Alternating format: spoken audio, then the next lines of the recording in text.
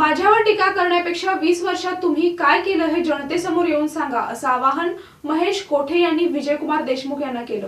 महाविकास आघाडीचे राष्ट्रवादी काँग्रेस शरद पवार पक्षाचे उमेदवार महेश कोठे हे पदयात्रा कॉर्नर बैठकांच्या माध्यमातून जनतेशी संवाद साधत असून मोठ्या प्रमाणात जनतेचा पाठिंबा महेश कोठे यांना मिळत आहे असा दावा करण्यात येतोय। शनिवारी लक्ष्मी मंडई येथील दक्षिणमुखी मारुती मंदिरात महेश कोठे यांच्या हस्ते पूजा करण्यात आली। यावेळी महेश कोठे यांचा सत्कार करण्यात आला। यावेळी महेश कोठे यांनी बोलताना विजयकुमार देशमुख यांनी उठसूट आपणावर टीका करण्यापेक्षा आपल्या मतदारसंघात आपण काय केलं हे जनतेसमोर येऊन सांगावं। शहर उत्तरमधील युवकांसाठी तर सोडा, तुमच्या कार्यकर्त्यांसाठी काय केलं हे सांगा। आता 20 वर्षांची भाकरी करपलीये, त्यामुळं नवीन भाकरी हवी आहे आणि हे परिवर्तन अटळ असल्याचं महेश कोठे यावेळी बोलताना म्हणाले। मला संधी मिळालेली नाही, तुम्हाला संधी मिळाली।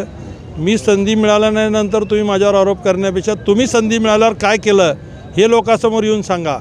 तुम्हाला संधी मिळून केलं नाही, मला एकदा येऊन दाखवा हो, मी दाखवतो तुम्हाला काय विकास काय असतं ते।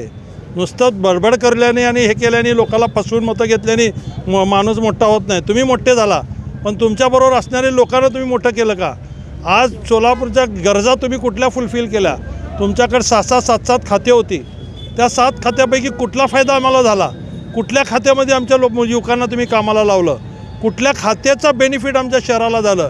सांगा ना एकदा येऊन समोर।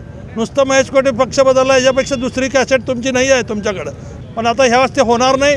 नुसत्या टेकीने लोकांचं पोट भरत नाही, प्रत्यक्षात भाकरी द्यावी लागते।